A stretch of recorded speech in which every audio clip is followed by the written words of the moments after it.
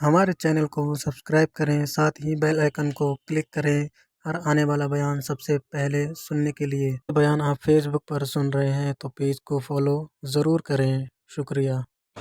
اگر اتنا اس میں فضیلت ہوتی، معاذ اللہ سمجھانے کے لیے عرض کر رہا ہوں، تو کیوں نہیں پڑھ رہا؟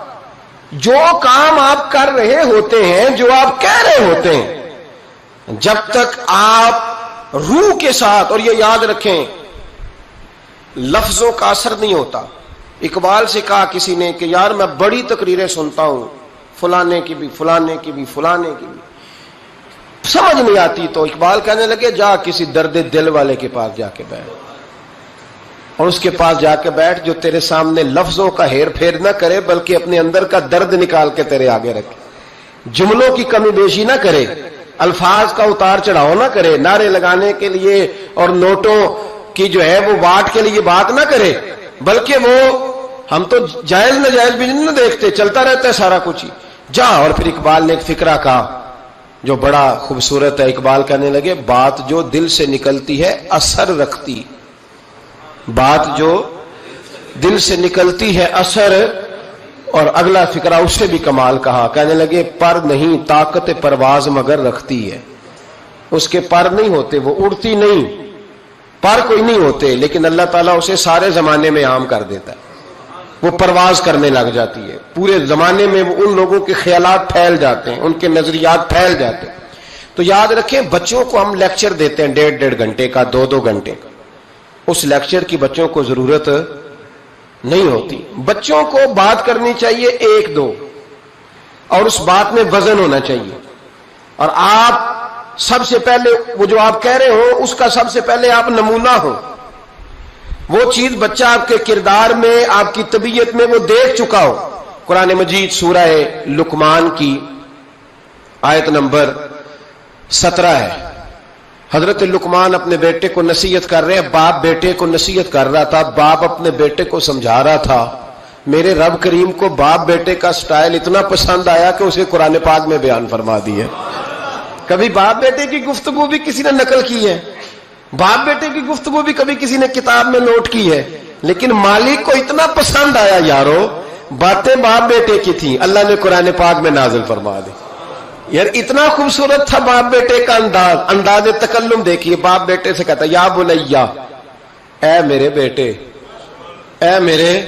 اللہ، انہیں کیا او ادھر آئے نا یا بنیا، اے میرے، دیکھیں لفظوں کا حسن، اے میرے بیٹے، اپنے حق میں قائل نہیں کیا کہ میں بوڑھا ہو گیا ہوں، بڑی محنت کی، اب تو پیسے کمایا کر، مجھے دیا کر، تجھے نہیں پتا ماں باپ کی۔ ہم سارا دیہڑی یہی ڈیوٹی کرتے ہیں، سارا دن یہی کام ہے کہ میری قدر کر، باقی سب ٹھیک ہے۔ حضرت سیدنا لقمان اپنے بیٹے کو کیا کہتے یا بنیا اقم الصلاۃ، اے میرے بیٹے نماز قائم کر، نماز قائم کر، نماز قائم کر۔ نماز قائم کرنے کا معنی یہ کہ ظاہری آداب کے ساتھ بھی پڑھ، باطنی آداب کے ساتھ بھی پڑھ۔ اور پھر حضرت لقمان بیٹے کو بٹھا کے آگوش محبت میں پیغام دیتے ہیں، کہتے ہیں نماز قائم کر، اور پھر یہ نہیں کہا کہ تو اپنی قبر صحیح کر، تجھے کیا لگے دوست تیرے پڑھتے ہیں کہ نہیں پڑھتے، یہ نہیں فرمایا، فرمایا اقیم الصلاۃ، نماز پڑھ، وامر بالمعروف وانہا عن المنکر، پھر تو لوگوں کو بھلائی کا حکم دے اور برائی سے منع کر۔ یہ باپ اپنے بیٹے کو نصیحت کر رہا ہے، اور پھر پتہ ہے جب کوئی بھلائی کا حکم دے برائی سے منع کرے تو اسے تکلیف بھی آتی ہے۔ پھر اپنے بیٹے کو کہنے لگے وَاصْبِرْ عَلَىٰ مَا أَصَابَكَ، اور اس رستے میں جب تیرے اوپر کوئی مصیبت آئے تو تو نے صبر بھی کرنا ہے، نیکی کا حکم دینے اور برائی سے منع کرنے کے رستے میں جب کوئی مصیبت آئے تو بیٹے تو نے اس پر۔ اور اب باپ اپنے بیٹے کو نصیحت کرتے ہیں، کہنے لگے بیٹے یہ تو ایسے نہ سمجھا کہ نماز پڑھنا کوئی عام کام ہے، ایسے نہ سمجھنا کہ لوگوں کو بھلائی کا حکم دینا کوئی عام کام ہے، یہ عام کام نہیں، اِنَّ ذَلِكَ مِنْ عَزْمِ الْأُمُورِ، فرمایا یہ بڑے حوصلے والے کام ہیں، یہ بڑے حوصلے والے، بڑے ہمت والے کام ہیں جو میں تمہیں بتا رہا ہوں۔ باپ اپنے بیٹے کو یہ نصیحت کر رہا ہے۔ ملا جامی نے اس کو لکھا ہے، مولانا عبد الرحمان جامی کہتے ہیں سیدہ فاطمہ الزہرا کے پاس امام حسن اور حسین جب بھی جاتے تھے نا، بی بی صاحبہ یہ آیت پڑھ کے سناتی تھی، یہ آیت بی بی صاحبہ سناتی تھی کہ بیٹے نماز قائم رکھنی ہے، بھلائی کا حکم دینا ہے، برائی سے روکنا ہے، اور اس رستے میں جو مصیبت آئے گی اس پہ اور ان ذالک من عزم الامور، بیٹے یہ معمولی کام نہیں، یہ بڑے عزم والے کام، یہ بڑے حوصلے والے۔ ماں جب ان لفظوں میں تربیت کرے، ماں جب کہے، دیکھا نا میرے بھائی، ماں جب سچ کا درس دیتی ہے تو بچہ سچ ہی بولتا ہے، اور اگر اماں کہے کہ بیٹے میں بات کرنے لگی ہوں تیری دادی کو نہ پتا چلے، یہ پھپھی کے سامنے نہیں کرنی، بلکہ کئی دفعہ اماں کہے ابا ہے نا رات کو تو اس کو نہیں بتانا، اور پھر اماں ٹھیک 15 منٹ کے بعد کہ بیٹا ہمیشہ سچ ہی بولنا، تو سچ بولے گا۔ کیوں بولے؟ کیونکہ اس لیے کہ اماں نے اسے پہلے بتا دیا ہے کہ سچ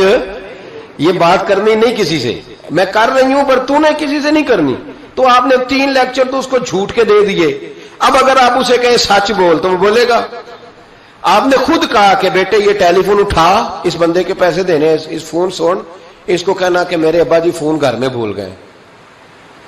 پھر دروازے پہ دستک ہوئی، آپ اندر بیٹھے تھے، بچے سے کہا کہ جا کے باہر کہہ دو کہ ابا جی گھر میں موجود ہے۔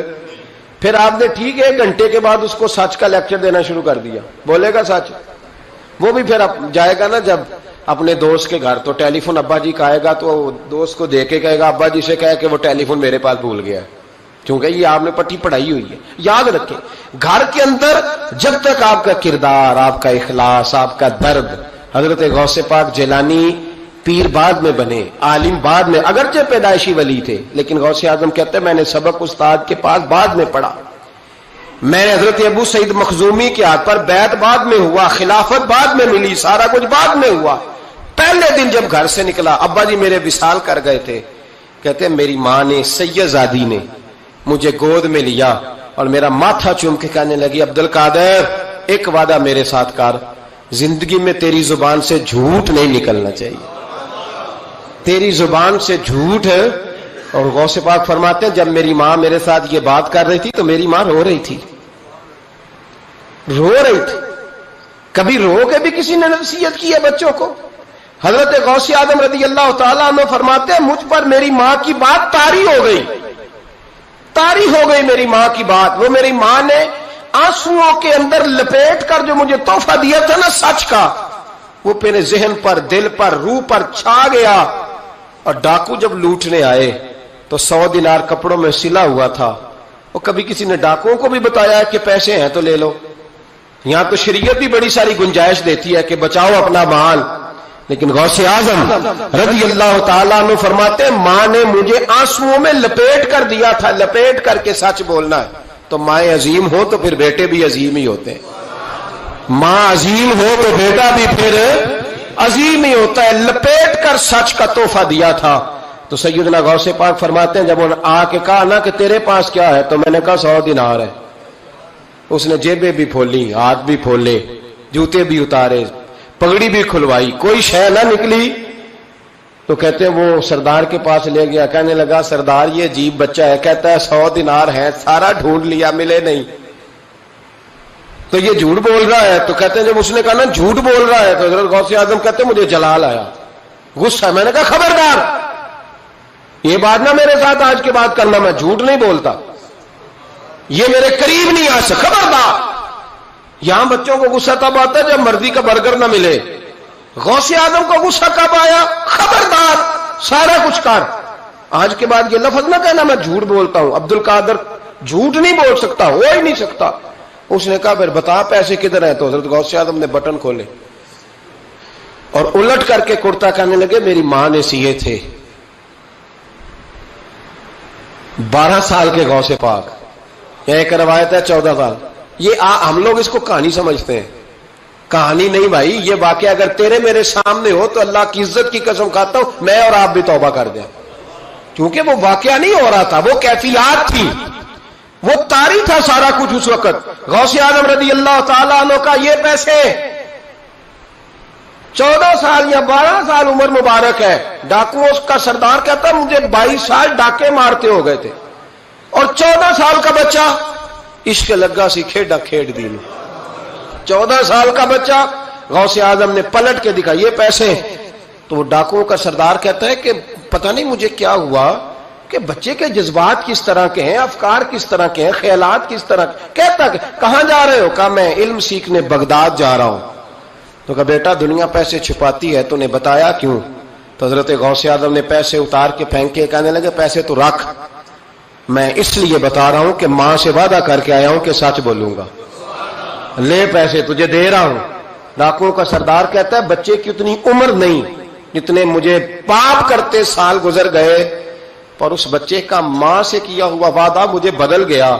میں دوڑ کے پیچھے گیا، میں نے کہا عبد القادر مجھے بھی یار بغداد ہی لے چل۔